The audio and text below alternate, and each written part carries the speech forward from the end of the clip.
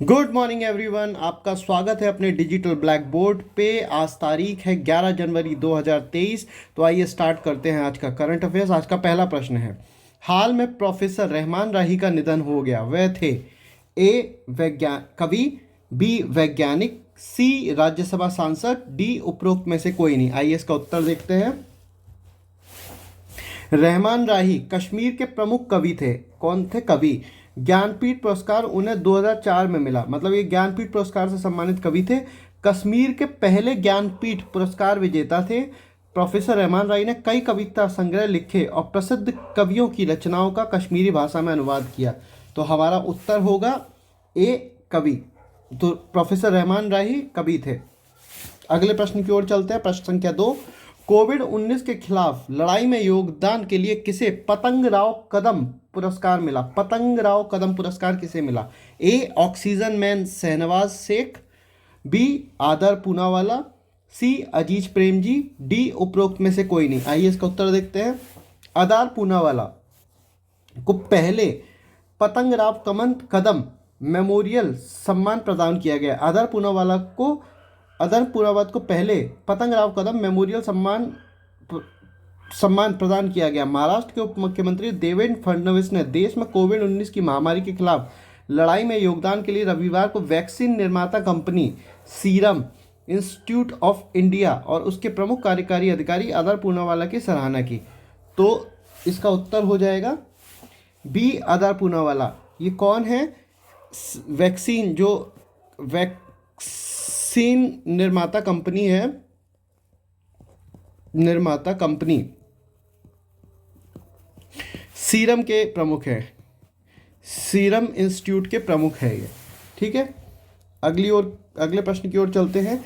6 बार की grand slam विजेता सानिया मिर्जा ने 2023 में किधर पेशेवर टेनिस से संन्यास लेने की घोषणा करी? ऑप्शन ए है दुबई में WTA 1000 कार्यक्रम में, बी इस्तांबुल ओपन, सी मियामी ओपन, डी उपरोक्त में से कोई नहीं। आइए इसका उत्तर देखते हैं। भारत की पूर्व युगल विश्व नंबर चैंपियन सानिया मिर्जा ने घोषणा की कि वह फरवरी में दुबई में WTA 1000 कार्यक्रम में पेशेवर टेनिस से संन्यास लेंगी। सानिया का सफल कैरियर रहा। उन्होंने 6 बार ग्रैंड स्लैम खिताब जीते और WTA एकल खिताब जीतने वाली पहली भारतीय बनी। तो आइए इसका उत्तर देखते हैं। उत्तर इसका होगा ए दुबई में WTA 1000 कार्यक्रम में। तो सानिया मिर्जा पहली महिला हैं जिन्होंने एकल खिताब जीता है। WTA एकल खिताब जीता है, एकल खिताब। ठीक है, उसके बाद इन्होंने 6 बार युगल ग्रैंड स्लैम जीता है। ठीक है, चौथा क्वेश्चन देखते हैं।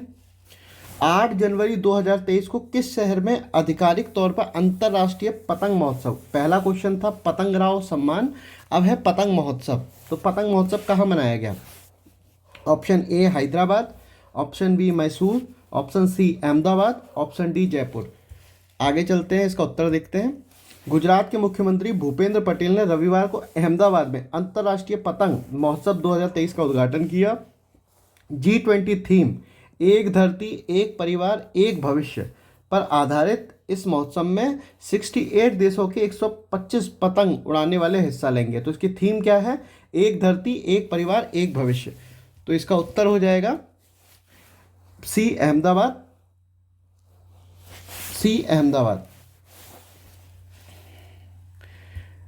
पांचवें क्वेश्चन की ओर चलते हैं।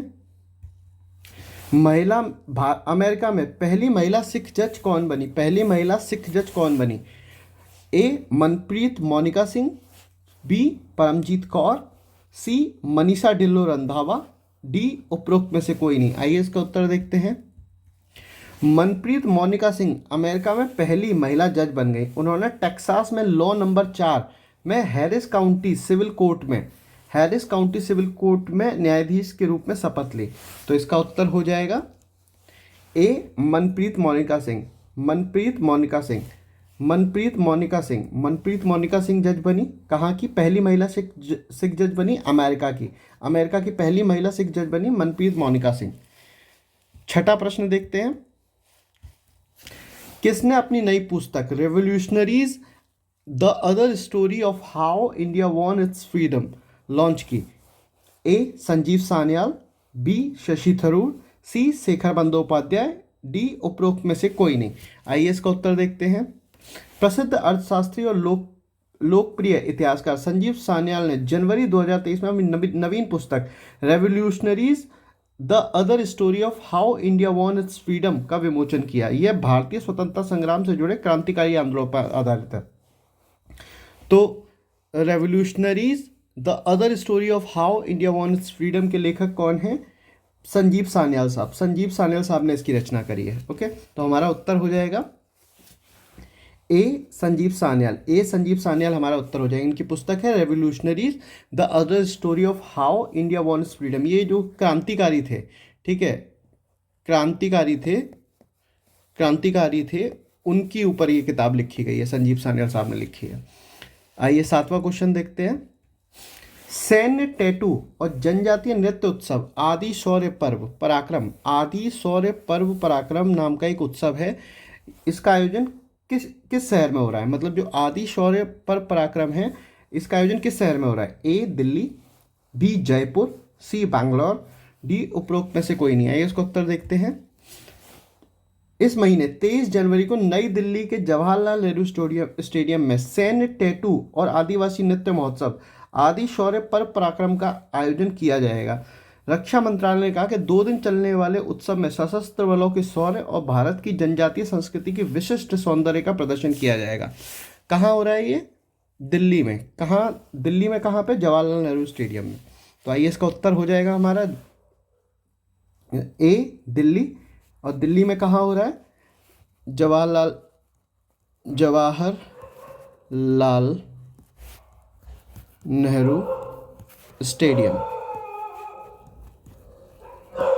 में हो रहा है। ठीक है, अगला प्रश्न देखते हैं।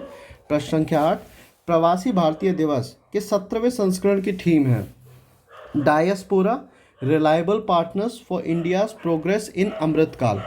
Okay, B diaspora coming together, C diaspora built India make India, या डी उपरोक्त में से कोई नहीं। आइए इसका उत्तर देखते हैं। 8 जनवरी 2023 को मध्य प्रदेश के इंदौर में प्रवासी भारतीय दिवस सम्मेलन का 17वां संस्करण शुरू हुआ। 2023 के आयोजन की theme diaspora reliable partners for India's progress in Amritkaal है। ठीक है, तो हमारा उत्तर हो जाएगा A diaspora reliable partners for India's progress in Amritkaal. अगला प्रश्न देखते हैं।